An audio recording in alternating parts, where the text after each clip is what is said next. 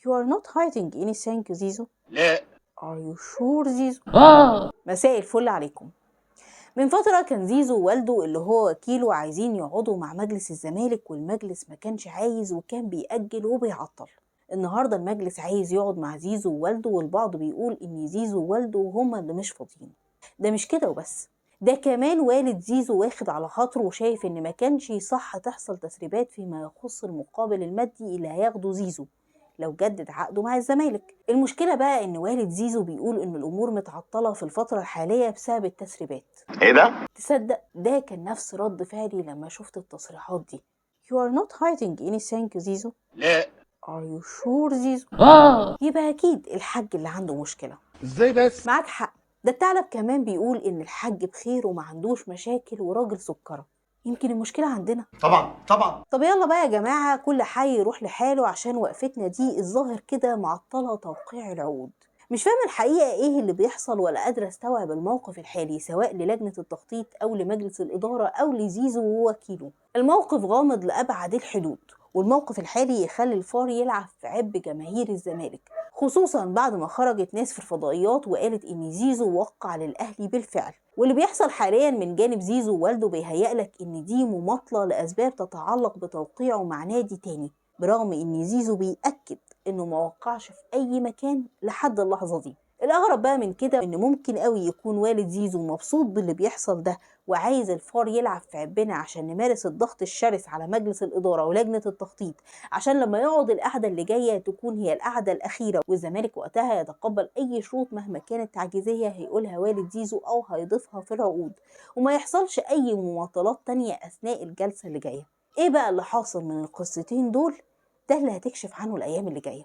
أنا بناشد مجلس إدارة الزمالك ولجنة التخطيط توضع حد للعبث اللي بيحصل ده، وقولا واحدا تزنق زيزو ووالده في خانة اليك، وتحدد ميعاد جلسة في وقت ما يكونش فيه أي التزامات، وتفسد أي حجة ممكن تتقال من جانب زيزو ووالده. حضر زيزو ووالده الجلسة ووقع العقود والدنيا بقت تمام، يبقى خلصنا من موضوع في غاية الأهمية.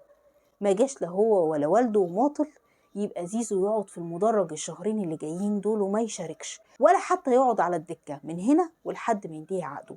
لازم توضعوا حد للي بيحصل ده، وما تنسوش انكم انتوا اللي وصلتوا الامور للوضع ده من البداية. لكن السؤال هنا اللي بيطرح نفسه واللي لابد نسأله لوالد زيزو ووكيله، هو معنى ان سيادتك بتتضايق قوي كده من التسريبات، يبقى مش المفروض اساسا تناقش اي عرض من النادي الاهلي، لان الناس النهارده مش بس سربت انك قعدت مع مسؤولي الاهلي، دول مسيحين لك في كل حته ان نجلك مضى للاهلي. عايزه كمان اقول للجنه التخطيط انهم مش بس مطالبين يودعوا حد لقصه تجديد زيزو، انتوا كمان مطالبين توضعوا حدود اكتر من ملف وتناقشوه بكل حزم. وانا اعتقد ان الفلوس ما بقتش ازمه زي ما قال كابتن ميدو، يعني قصه تعديل وتمديل عقد حسام عبد المجيد تخلص بعد الانتهاء من قصة زيزو بساعة واحدة. قصة محمد السيد هي كمان تنتهي. قصة عبد الله السعيد وعمر جابر والونش وكل لاعب على وشك انتهاء عقده تخلص، واللي مش عايز يجدد او بيماطل يقعد في المدرج. هنا نقدر نقول ان الزمالك ما بيوقفش على حد، لكن نفتح احنا الباب للاعب ونرميه بره بوابة 100 عقبة ونقول النادي ما بيوقفش على حد.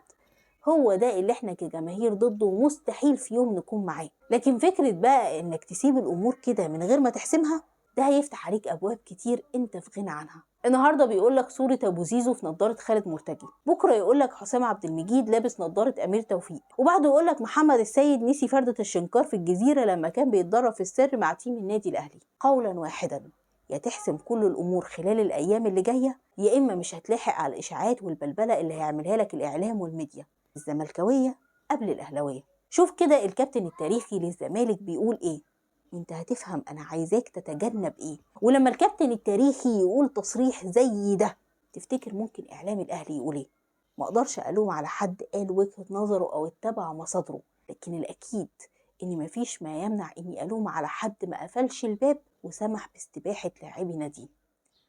قلت لك في حلقة أول امبارح إن مصير كولر متوقف على تخطيه الهلال وبيراميدز، والنهاردة الإعلامي سيف زاهر بيأكد على الكلام اللي قلته وبيقول 180 دقيقة تحسم مصير كولر مع الأهلي. ومش معنى كلام سيف زاهر أو كلامي من قبله إن كولر إذا اتهزم في مباراة من الاتنين او حتى في الماتشين هيتم اقالته وقتي، لكن الاكيد انه مش هيكون متواجد مع الاهلي بعد انتهاء مرحله حسم البطولات. ولو هتسالني عن رايي الشخصي هقولك ان مجلس الاهلي منتظر لما بعد مرحله حسم البطولات، وبعدها بدقيقه هيدي استماره 6 لكولر. وده ببساطه لان الاهلي عنده طموح يحقق انجاز في مونديال الانديه، وبيصرف مبالغ مبالغ فيها، ولسه هيصرف تاني عشان يجيب لعيبه ترجح كفه فريقه قصاد ابطال القارات.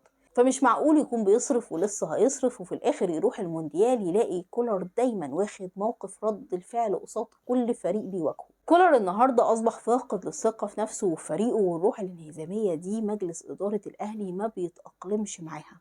لكن تعرف مين اللي وصل كولر لكده؟ جوميز. جوميز يا معلم هو اللي افقد كولر ثقته في نفسه. الله ينور يا مجلس اداره الزمالك. واتمنى جوميز ما يكونش هو خليفه كولر. انا بشوف ان الاهلي ممكن يوصل لمرحله كويسه في المونديال، لكني بعتقد ان ده مش هيحصل الا في حاله واحده بس، وهي انه يدعم خط ظهره اللي من رايي هو اضعف خطوط الاهلي النهارده، مع احترامي الكامل لربيعه وياسر ابراهيم. الناس دي لو لعبت في المونديال هتخلص على الاهلي حرفيا. انت شغال تدعم في الخط الامامي وناسي تماما ان خط ظهرك بيسبب لك كوارث لما بيواجه مهاجمي الدوري المصري. يبقى هيعمل ايه بقى لما يواجه سواريز وميسي؟ الاهلي بالمناسبه بيتفاوض مع محمد شريف، وبنسبه كبيره اللاعب هيكون متواجد ضمن صفوف الاهلي بعد نهايه الموسم الحالي، خصوصا ان محمد شريف عقده هينتهي مع فريقه الخليجي السعودي في نهايه الموسم. والاهلي بالمناسبه استقر على عوده شريف بعد ما خاض مفاوضاته مع مصطفى محمد، ومصطفى الحقيقه رفض انتقاله للاهلي. ومصطفى بالمناسبه حابب يكمل مشواره في اوروبا. الاهلي كمان اتفاوض مع اسامه فيصل قبل ما يستقر على عوده شريف، لكن اسامه كان له وجهه نظر مختلفه، وقال انه عايز يشارك، وانضمامه للاهلي ربما يعوق مشاركته كاساسي، وده ممكن يفقده مكانه ومكانته في المنتخب الوطني. وهنا الاهلي استقر على عوده شريف، ده بالاضافه الى ان عوده اليو ديانج لصفوف الاهلي اصبحت مؤكده بعد انتهاء اعارته، والاهلي عنده نيه يستعيد اللاعب من اجل مشاركته مع الاهلي في المونديال.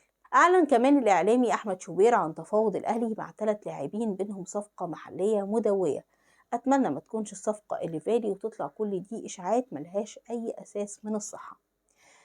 ابدى العميد حسام حسن عدم ترحيبه بمعسكر يونيو القادم، والعميد شايف ان عدم انضمام كم كبير من اللاعبين على راسهم لاعبي الاهلي اللي هيكونوا بيستعدوا للعب في كاس العالم للانديه في التوقيت ده، بالاضافه لمعظم المحترفين، هيخلي الدنيا مش على ما يرام، وبالتالي الغاء المعسكر هو الحل الامثل. والحقيقه اني بشوف اننا اذا لغينا المعسكر تصنيفنا هيقل زي ما حصل في فتره من الفترات وقت ولايه كابتن حسام البدري. وقتها ده قلل من تصنيف منتخبنا وخلينا وجها لوجه مع السنغال في المباراة الفاصلة في تصفيات كاس العالم.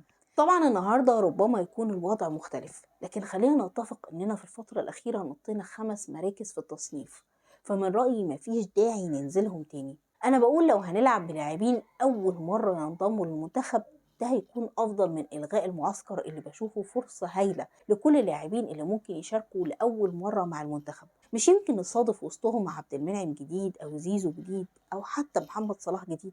عموما الكلام لسه مخلصش، وأكيد للكلام بقية، وأشوفكم إن شاء الله الحلقة اللي جاية. السلام عليكم ورحمة الله وبركاته.